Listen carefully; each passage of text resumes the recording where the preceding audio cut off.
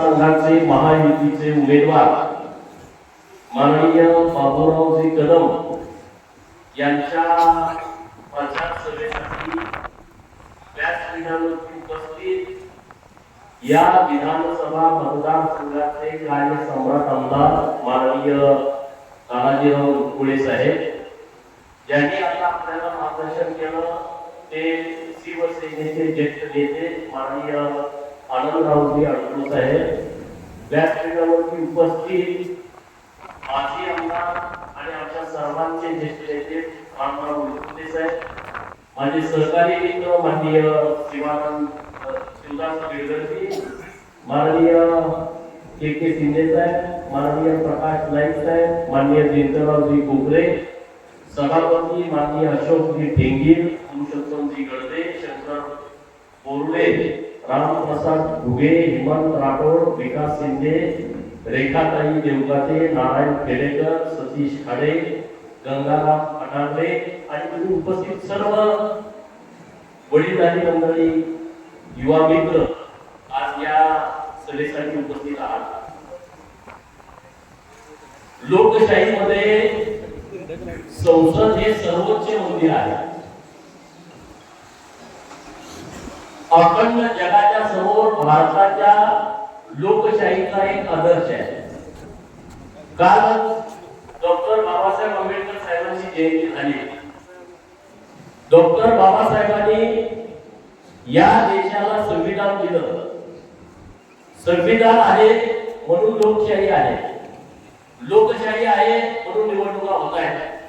आज अखंड देशभर निवडणुकाचा कार्यक्रम सुरू आहे, प्रचाराचं नारळ फोडायचं सुरू आहे. मी खरं त्या सगळ्या पार्टीच्या नेत्यांना आवाहन करेन, डॉक्टर बाबासाहेब आंबेडकर साहेबांचं नाव आपण प्रचाराचा नारळ फोडताना खरं तर घ्यायला पाहिजे, कारण ही सगळी देण जी आहे ती डॉक्टर बाबासाहेबांची आहे. एवढी मोठी ताकद त्यांनी आपल्याला दिलेली आहे. आज बाबासाहेबांनी संविधान दिलं म्हणून या देशामध्ये रेल्वे स्टेशनवरती चहा विकणारा एका सर्वसामान्य कुटुंबातला मुलगा देशाचा पंतप्रधान झाला. महाराष्ट्रामध्ये रिक्षा चालवणारा एका गरीब मराठा समाजाच्या कुटुंबातला मुलगा महाराष्ट्राचा मुख्यमंत्री झाला. आणि आज याच बाबासाहेबांच्या संविधानामुळं माझ्यासारखा नेपाळ कुटुंबातला मुलगा तुमच्या समोर आमदार म्हणून बोलतोय. ही डॉक्टर बाबासाहेब आंबेडकर साहेबांची ताकद आहे मित्रांनो. आणि म्हणून आपल्या गावामध्ये पुण्यश्लोक अहिल्या देवीच्या सोबत छत्रपती शिवाजी महाराजांच्या फोटोच्या सोबत डॉक्टर बाबासाहेब आंबेडकर साहेबांचा फोटो आपल्या प्रत्येक घरात असायला पाहिजे, प्रत्येक घरात असायला पाहिजे. अडसूळ साहेब ही आपल्या तालुक्यामध्ये डॉक्टर बाबासाहेब आंबेडकर साहेबांची जयंती ही चौकातच साजरी झाली पाहिजे. हा प्रयोग आम्ही 2 वर्ष चालू करतोय, आता सगळ्या चौकातच जयंती साजरी. आपलं काम आहे, आपलं कर्तव्य आहे, आपली ती जबाबदारी आहे. आणि त्यामुळं बाबासाहेबांनी जो आपल्याला मताचा अधिकार दिलाय, या देशातल्या सर्वात श्रीमंत असणाऱ्या आणि अंबानीला सुद्धा एकाच मताचा अधिकार आहे. आणि माझ्या हिंगोली विधानसभा मतदारसंघातल्या झोपडीत राहणाऱ्या माझ्या भावाला सुद्धा एकाच मताचा अधिकार आहे. तो श्रीमंत आहे म्हणून 2 मतं 4 मतं नाही, आपण सगळे समान आहोत. आणि म्हणून या संसदेमध्ये कायदे केले जातात, आपल्या मुलांचं भविष्य ठरवणारे कायदे केले जातात, शेतकऱ्याच्या हिताचे कायदे केले जातात, उद्योगधंद्यामध्ये काय नीती असावी त्याचे कायदे ठरवले जातात. त्या संसदेमध्ये माननीय नरेंद्र मोदी साहेब गेल्या 10 वर्षापासून नेतृत्व करतायत. पंतप्रधान झाल्यापासून 10 वर्षामध्ये नरेंद्र मोदी साहेबांनी आपला विचार केला सामान्य लोकांचा. 80 कोटी लोकांना सोबत धान्य मिळत आहे. 80 कोटी लोकांना विचार करा. आज आपल्या घरामध्ये चुली होत्या सगळ्यांच्या, आपल्याला कुकर मारून स्वयंपाक करायचा. एकदा जर स्वयंपाक चुलीवरती आपल्या आईने केला तर तो धूर तयार होतो. त्या धुरानं 450 सिगारेट ओढल्यानंतर जेवढा त्रास आपल्या शरीराला अपाय होतो तेवढा एकदा चुलीवरचा स्वयंपाक केला तर आपल्या आईला त्रास होतो, बहिणीला त्रास होतो. त्याचा विचार जरी कुणी केला नाही केला. याचा विचार माननीय नरेंद्र मोदी साहेबांनी केला आणि या देशातल्या 10 कोटी आपल्या भगिनींना मोफत गॅसची व्यवस्था करून दिली. ही ताकद आहे मोदी साहेबांच्यामध्ये. घरकुलाची सगळ्यात मोठी स्कीम या 10 वर्षामध्ये झाली. या महाराष्ट्र सरकारनं आपल्या ठरवलं मोदी साहेबांची जी पंतप्रधान आवास घरकुल योजना आहे त्या योजनेचे अनेक लाभार्थ्यातून काही वेटिंग मध्ये आहे. तर आपल्या सरकारनं ठरवलं की केंद्र सरकार तर घरकुल देईलच, परंतु या महाराष्ट्रातल्या ओबीसी समाजाला मोदी आवास घरकुल योजनेच्या माध्यमातून या 3 वर्षामध्ये 12 लाख लोकांना घरकुल देण्याची व्यवस्था राज्य सरकारने केली आणि त्यातल्या 4 लाख घरांच्यासाठी पैसे मागच्या बजेटमध्ये मंजूर केलेले आहेत. गावात जो ओबीसी आहे, सुतार आहे, लोहार आहे, कुंभार आहे, नाभिक आहे, हे जे छोटे छोटे समाज आहे, धनगर असेल, मराठी असेल, कोळी समाजाचा मुलगा असेल, हे जे छोटे आहेत, भट्टे मुक्तातले, डवरी, गडसी, माकडवाला, मंगीवाला, मरेचे गाण्यावाला, कडक लक्ष्मीवाला, पिंगळ दोषी, कुंकुड्या दोषी, डवरी, हे जे लोक आहेत, या लोकांना कधी काही मिळालं नव्हतं आणि म्हणून आपल्या सरकारने योजना आणली 12 घर ओबीसीच्यासाठी, 50,000 घर भटक्या मुक्तांच्यासाठी, 25,000 घर धनगर समाजासाठी आणि 25,000 घर रामोशी समाजासाठी. एवढा मोठा विचार करणारं सरकार आतापर्यंत महाराष्ट्रात कधी आलंच नव्हतं. काही ठराविक लोकांचा विचार करायचा, पाहुण्याला मिळालं का, मेवण्याला मिळालं का, सासऱ्याला मिळालं का, सुनाला मिळालं का, ह्याच्या पलीकडे कधी सरकार बघत नव्हतं. याला आमदारकी मिळाली तर माझ्या मेवण्याला खासदारकी मिळाली पाहिजे, मेवण्याला खासदारकी मिळाली माझ्या सासऱ्याला विधान परिषद मिळाली पाहिजे, माझ्या सासऱ्याला विधान परिषद मिळाली माझा मेवणा किमान जिल्हा बँकेचा चेअरमन झाला पाहिजे. जर जिल्हा बँकेचा चेअरमनची जागा रिक्त नसली तर मग याला साखर कारखाना दिला पाहिजे. साखर कारखान्याचं अंतर बसत नसलं याला दूध गिरणी दिली पाहिजे. दूध गिरणीचं ह्याचं पोट काय भरलं तर याला दूध संघाचा चेअरमन केला पाहिजे. म्हणजे 2 वर्षात दूध संघ विकून ठेवला. हे धोरण यांचं होतं राज्य. त्यांनी कधी आपल्या गोरगरीब लोकांचा विचार केला नाही, सर्वसामान्य लोकांचा कधी विचार केला नाही. नरेंद्र मोदी साहेब सर्वसामान्यांचा विचार काय करतायत? स्वतःला घर नाही, काही संबंध नाही, ना बायको ना पोरं ना काय नाही, ना नात्या गोत्याला कोणाला काय गोष्ट करायचं आहे. आज मी इथं बोलत असताना 10 वर्ष या देशाचा पंतप्रधान राहिलेला माणूस, 12 वर्ष गुजरात सारख्या प्रगतशील राज्याचा मुख्यमंत्री राहिलेला माणूस, त्यांचा सक्का भाऊ आज या दिनांकाला पेट्रोल पंपावरती तेल भरायचं काम करतो. ही आजची वस्तुस्थिती आहे. दुसरा भाऊ त्यांचा पतंग विक्रीचं दुकान आहे 10 बाय 10च्या गाड्यामध्ये. एका देशाचा पंतप्रधान, जगातलं सगळ्यात लोकप्रिय व्यक्तिमत्व, सगळं जग म्हणतंय की नरेंद्र मोदींनी नेतृत्व करावं, त्यांचा भाऊ आज दुसऱ्याच्या कामाला आहे. तिकडे उत्तर प्रदेशचे मुख्यमंत्री योगी आदित्यनाथ यांची सख्खी बहीण एका मंदिराच्या बाहेर लाकडाच्या टोक्यामध्ये फुलं, नारळ, हळदी कुंकू विक्रीचं काम करते. युट्यूब वरती बघा. अशी माणसं आहे की त्यांना वैयक्तिक काय कळलं नाही, ना घराचं दाराचं मायाचं काय नाही. अख्ख्या देशातले 140 कोटी लोक हे माझं कुटुंब समजून माननीय नरेंद्र मोदी साहेब काम करतायत. आपली सगळ्यांची जबाबदारी आहे की त्यांची निवडणूक आहे, त्यांच्या निवडणुकीमध्ये आपण महायुतीच्या उमेदवाराच्या पाठीशी ठामपणे उभं राहायला पाहिजे. दादाजीराव मुटकुळे साहेबांच्या पाठीमागं, वडकुटे साहेबांच्या, के शिंदेच्या पाठीमागं आपण सगळ्यांनी ताकदीनं उभा राहायला पाहिजे. काही कामं झाली असतील, काही कामं झाली नसतील, पण ही वेळ नाही आता नाराज व्हायची.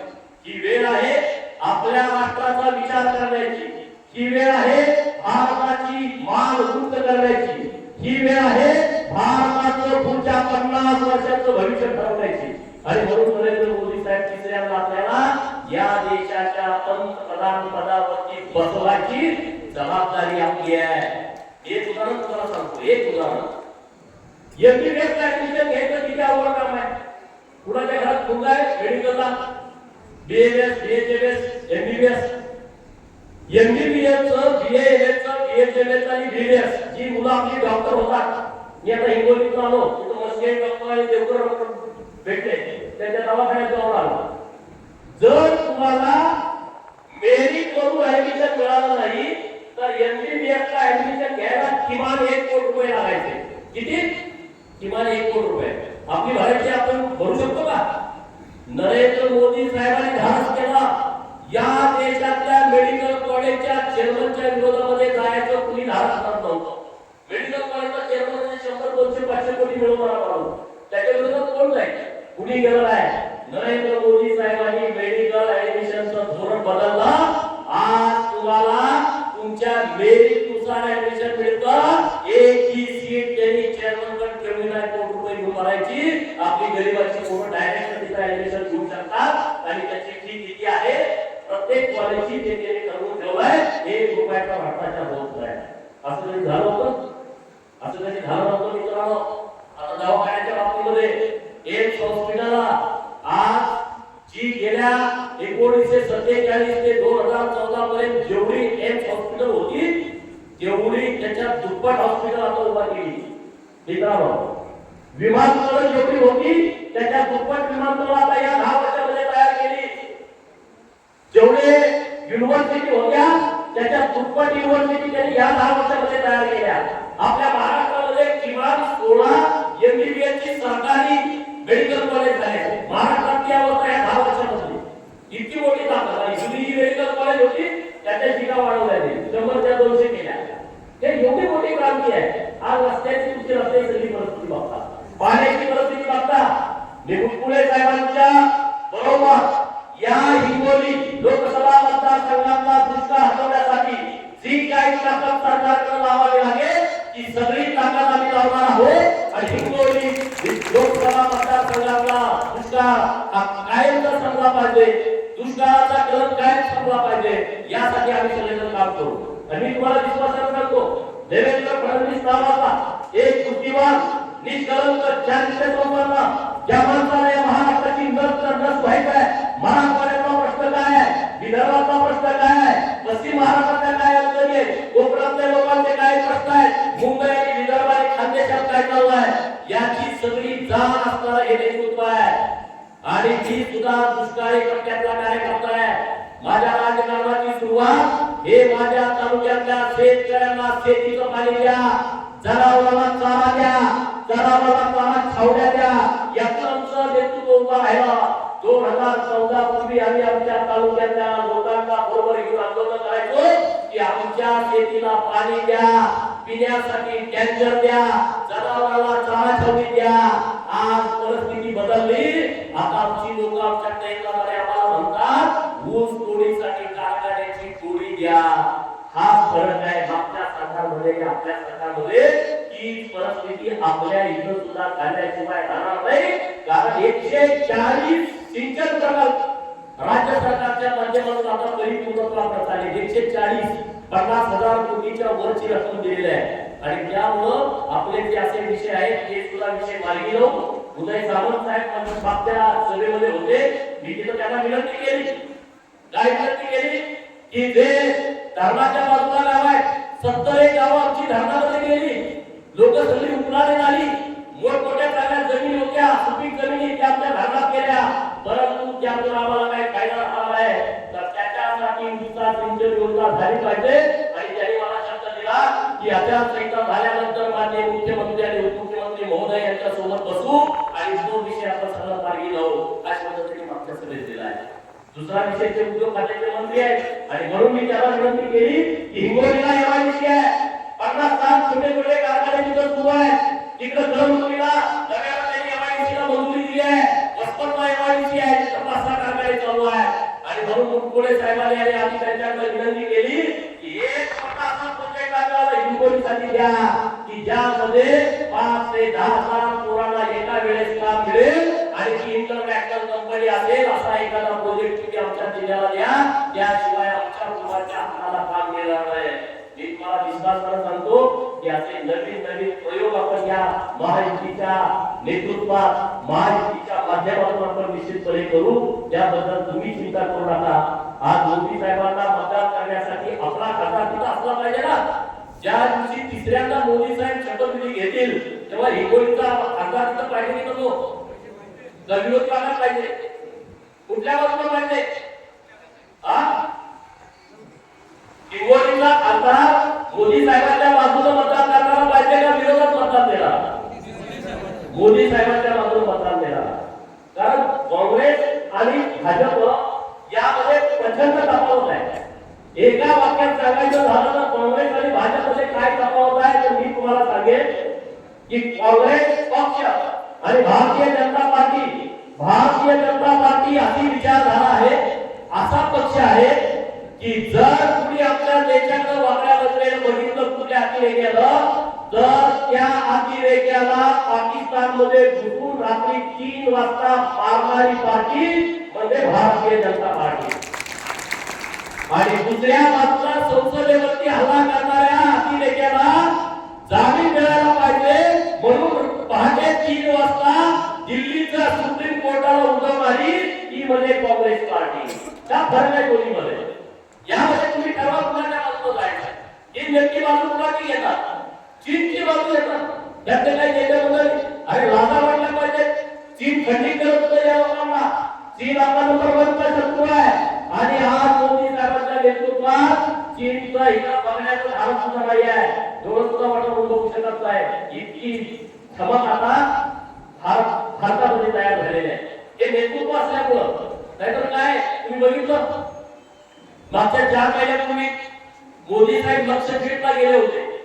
बघितलं तुम्ही मीडियाला होतं. लक्षद्वीप म्हणून एक आपलं भाग आहे आपल्या भारताचा. तिथं ते गेले होते आणि त्यांनी काही फोटो प्रिंट केले. त्यात काय फोटो होते? एक पाण्यात डुबकी मारलेला फोटो होता, व्हिडिओ. एक होता समुद्राच्या किनाऱ्यावरती 100 पावलं चालले, इकडं 100 पावलं बघायला 100 पावलं आले.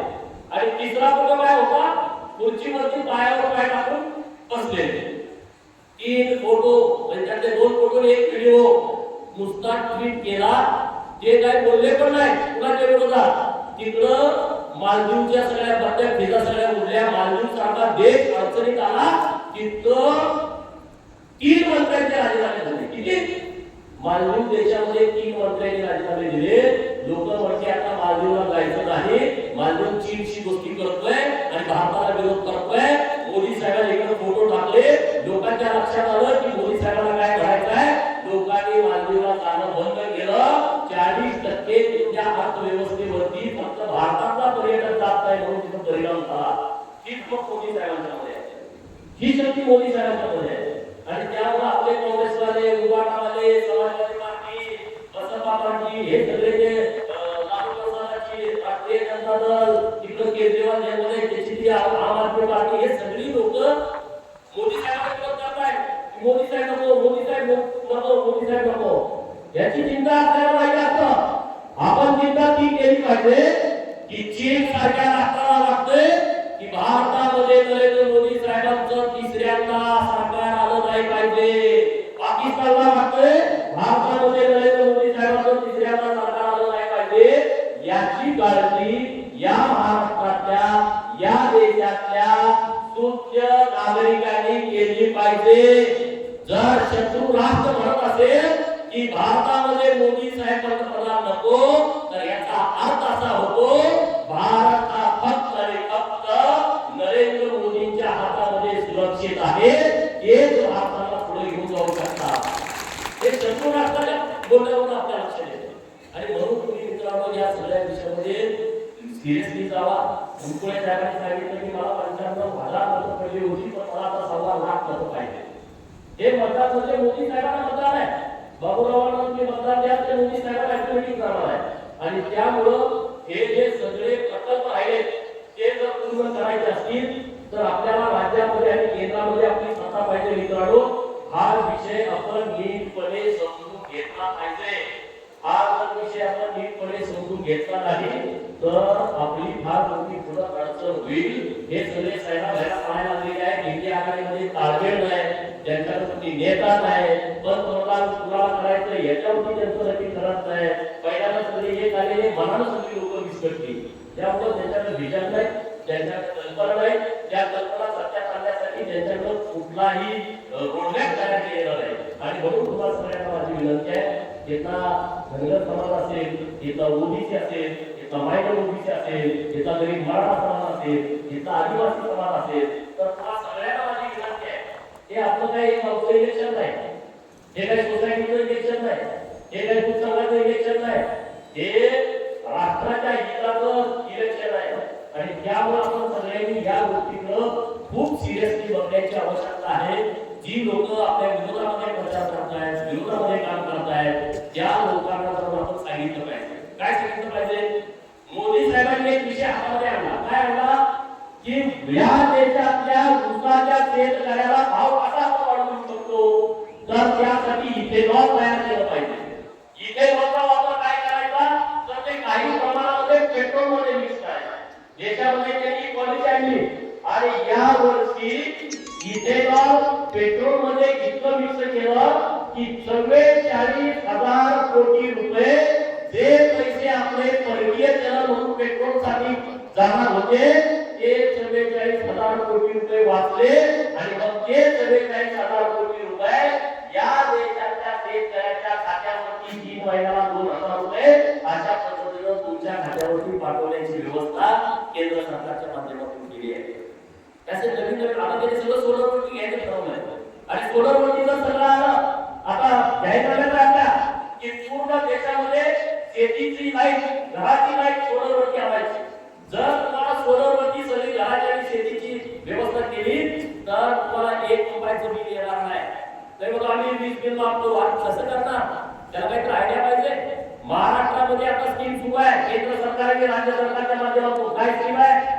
आपल्या शेतातील लाईट दिवसा येत नाही, रात्री येते, बरोबर ना? रात्रीचं शेतात जायचं म्हटलं तर विद्युत पाठवाय 6 काही होते आणि म्हणून माननीय देवेंद्र फडणवीस साहेबांकडे ऊर्जा कराय. तर यातून एक स्कीम पुढे आली. काय स्कीम आहे की तुमच्या गावाचा फिडर हा सोलरवरती आणायचा. तुमच्या गावात जर सरकारी जमीन असेल, गायरानाची जमीन असेल, महाराष्ट्राची जमीन असेल तर त्या जमिनीचा उतारा तुम्ही एमएससीबीला ऑनलाईन भरायचा.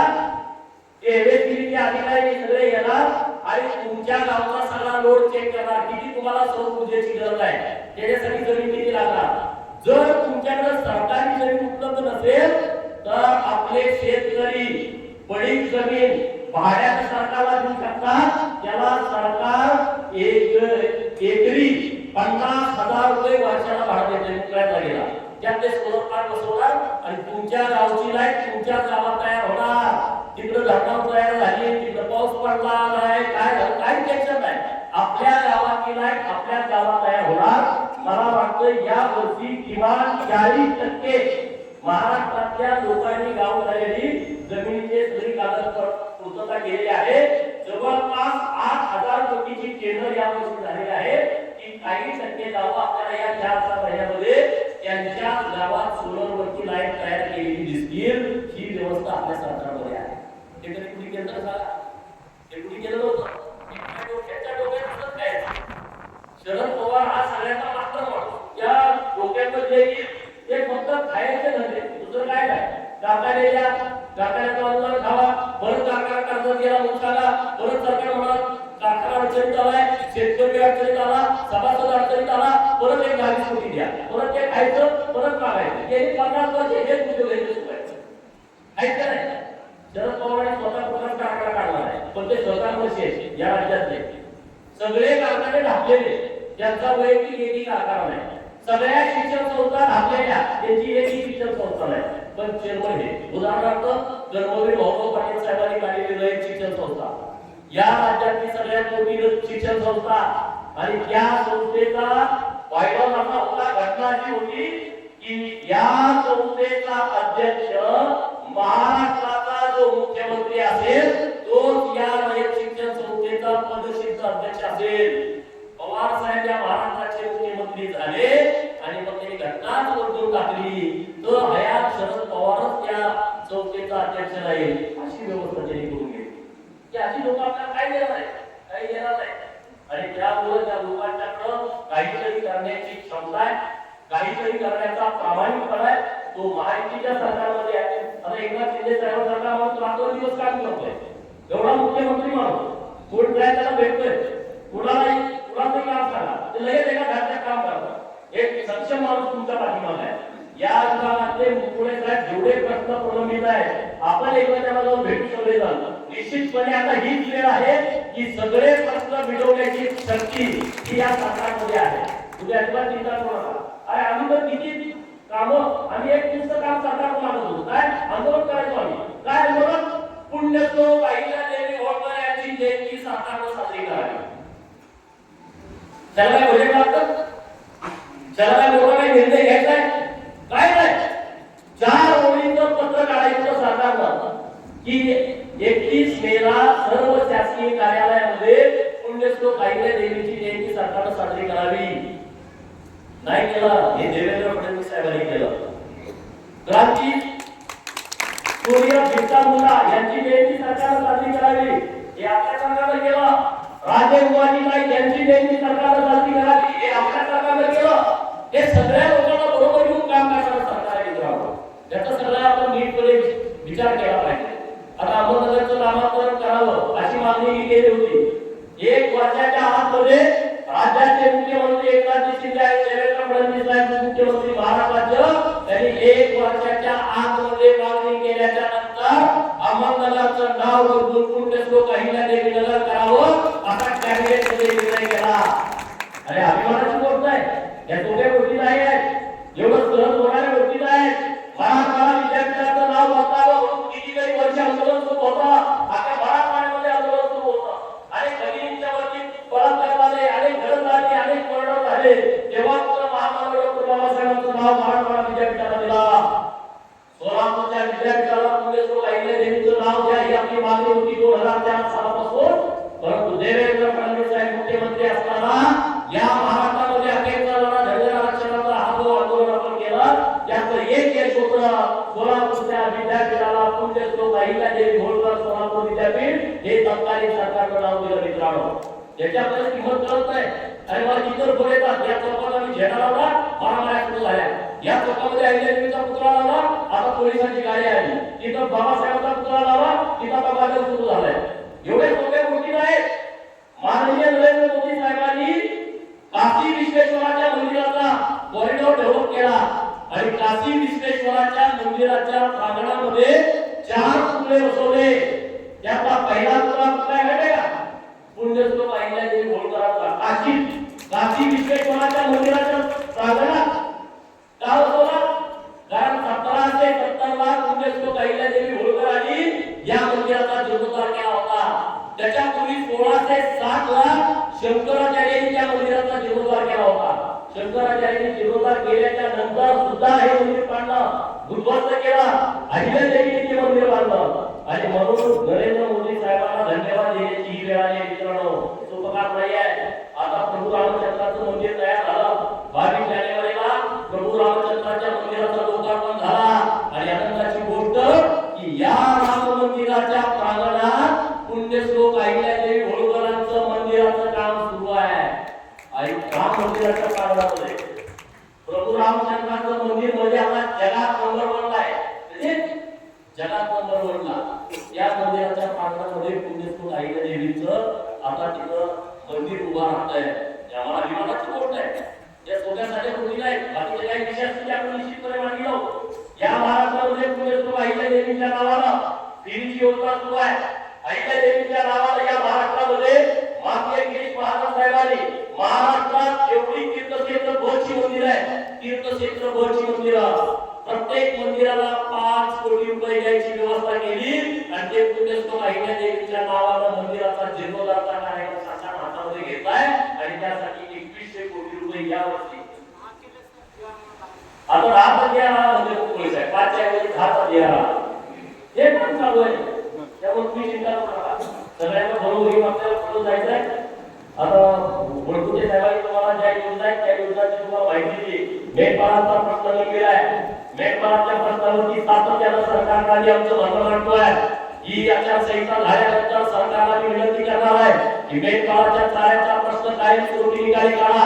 मेघपाळातला काही लोक मारहाण चालवून करतायत, मेघपाळाच्यावरती हल्ले करतायत. आता बऱ्याच ठिकाणी बागायत क्षेत्र झाल्यामुळं मेघपाळाला मेंढ्या फिरवणं चालणं शक्य नाही आहे. आणि म्हणून राज्य सरकारनं याच्यावरती काहीतरी उपाय काढावा अशी मागणी सरकारनं आपली आहे. आणि त्यामुळं त्या सुद्धा मागणीला आपण न्याय मिळवून घेऊ हा शब्द मी तुम्हाला आपल्या इथं देतो. तुमचे कुठलेही प्रश्न असले, तुमच्या कुठल्याही अडचणी असल्या तर त्या अडचणी तुम्ही निश्चितपणे आम्हाला सांगा. कारण आज तुम्ही आपण ज्या जिल्ह्यामध्ये आहोत तो जिल्हा म्हणजे 12 ज्योतिर्लिंगापैकी एक असणारा औरंगाबादचं मंदिर या जिल्ह्यामध्ये आहे. नरसी नामदेवांची जन्मभूमी नामदेवांची आपल्या जिल्ह्यामध्ये आहे. संतांची भूमी आहे. पुण्यश्लोक अहिल्यादेवी होळकर आणि औरंगाबादचा जीर्णोद्धार केला होता. हिंदुत्व आणि होळकर, हिंदुत्व आणि अहिल्यादेवी हे वेगळं होऊ शकत नाही. या देशामध्ये हिंदुत्वासाठी, हिंदू धर्माच्या रक्षणासाठी, हिंदू मंदिराच्या जीर्णोद्धारासाठी पुण्यश्लोक अहिल्यादेवींनी जेवढं काम केलंय तेवढं काम कुणीच केलेलं नाही. आणि त्यामुळं आपली जबाबदारी आहे की अहिल्यादेवीच्या विचारावरती नरेंद्र मोदी साहेब काम करतायत. काशी विश्वेश्वराचं मंदिर अहिल्यादेवींनी जीर्णोद्धार केला 1770, 1870, 1970 आणि 2022. किती वर्ष झाली? 252 वर्ष. अहिल्यादेवींनी जीर्णोद्धार केल्यानंतर कुणाला वाटलं नाही की काशी विश्वेश्वराच्या मंदिराचा जीर्णोद्धार करावा? तो कुणाला वाटला? 2018 साली वाटलं नरेंद्र मोदी साहेबांना की काशी विश्वेश्वराच्या मंदिराचा जीर्णोद्धार केला पाहिजे. अखंड जगातल्या हिंदूंचं हे आराध्यस्थळ आहे, तीर्थस्थळ आहे. आणि म्हणून अहिल्यादेवींच्या विचारावरती नरेंद्र मोदी साहेब काम करतायत. प्रभू रामचंद्राच्या मंदिराचा सुद्धा जीर्णोद्धार हा नरेंद्र मोदी साहेबांनी केलाय. तर हे सगळे विषय आपल्याला खूप सिरियसली घेण्याची आवश्यकता आहे. जर पुण्यश्लोक अहिल्यादेवीच्या विचाराने राज्य चालत असेल तर आपली सगळ्यांची जबाबदारी आहे की त्यांच्या पाठीमागे ठामपणे उभं राहणं. आपल्याचे हे दावे अडचणी हे सोडून द्या. आपण किरकोळ विषय राष्ट्राच्यासाठी आपण ठामपणे पाठीमागे उभं राहायला पाहिजे.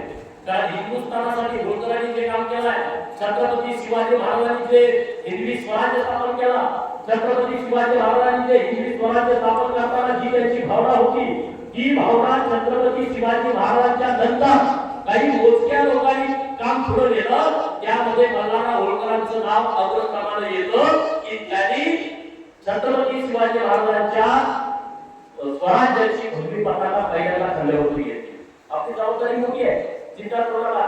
इतर सगळ्या समाजाच्या लोकांच्यासाठी केंद्र सरकारने योजना आणली.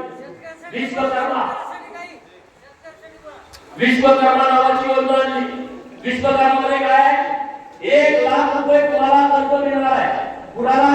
गावातले जे छोटे छोटे घटक आहेत, लोहार, सुतार, कुंभार, नाभिक, हे 12 रुपयाला आपण त्यांना म्हणत होतो. मूर्ती बनवणारे, कपडे शिवणारे, कपडे धुणारे, या 12 गुंठेदार लोकांचा अर्ज भरून घ्यायचा आहे. फक्त अर्ज भरून घ्यायचा. जो कारागीर आहे तुम्हाला सगळ्याला मिळू शकतात. तुम्ही फक्त अर्ज भरला 1 लाख रुपयाचं कर्ज तुम्हाला मिळणार. तुम्ही ते फेडलं 2 लाखाचं मिळणार. तुम्ही ते फेडलं 3 लाखाचं मिळणार. ते फेडलं 4 लाखाचं आणि शेवटी 5 लाख रुपयाचं मिळणार. म्हणजे तुमची पत बाजारात तयार करण्याचं काम नरेंद्र मोदी साहेबांनी हातामध्ये घेतलं आहे. ही ताकद केंद्र सरकारची की तुमची पत वाढवायची. शेतकऱ्यांच्या बाबतीमध्ये त्यांनी विषय काढला तर खूप महत्वाचा विषय आहे. शेतकऱ्यांना न्याय मिळावा म्हणून केंद्र सरकारनं अनेक योजना आणल्या. एक उदाहरण सांगतो. पूर्वी युरिया यायचा. युरिया आपल्याला युरिया टाकायचं नाही. युरियाचा काळा बाजार व्हायचा. टेम्पोला यायचं, टीव्हीवरती यायचं की युरियाचा काळा बाजार झाला आणि शेतकऱ्याला युरिया मिळत नाही. 100 रुपयाची वस्तू 200 रुपयाला गेली. आता तुम्हाला या 4 वर्षात बातमी दिसली का? युरियाचा काळा बाजार झाला म्हणून कुठं वाचली तुम्ही? पेपरला, टीव्हीला बघितली? तुम्ही विचार केला का का नाही बातमी? युरियाचा काळा बाजार सारखा व्हायचा, आता युरियाचा काळा बाजार का होत नाही असा प्रश्न तुमच्या मनाला पडायला पाहिजे होता. पण पडणार आहे. मी सांगतो युरियाचा काळा बाजार यासाठी होत नाही. केंद्र सरकारनं युरिया तयार करण्याच्या गोष्टीमध्ये बदल केला, कंपन्यांशी बोलणं केलं आणि आता नीम कोटेड युरिया मार्केटमध्ये आला की ज्याचा भेसळ करण्यासाठी कुठंच उपयोग होत नाही. यामुळे युरियाचा काळा बाजार होत नाही. हे डोक्यात काय पाहिजे कसं आहे सरकार? तुम्ही पुन्हा अडवणार.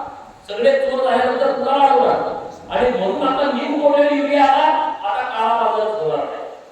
ही वेगवेगळी कल्पना सरकार राबवत आहे. आता आपल्या सोयाबीनला दर काय असावा, कापसाला दर काय असावा, कडधान्याला आपल्या दर काय असावा, गव्हाला ज्वारीला दर काय असावा, याच्यासाठी किंमत ठरवण्यासाठी एक समिती गठीत केली आहे. आणि त्यामध्ये मराठवाड्यातले शेतकऱ्यांचे नेते माजी आमदार पाशा पटेल यांची महाराष्ट्राच्या वतीनं त्यामध्ये नियुक्ती केलेली आहे.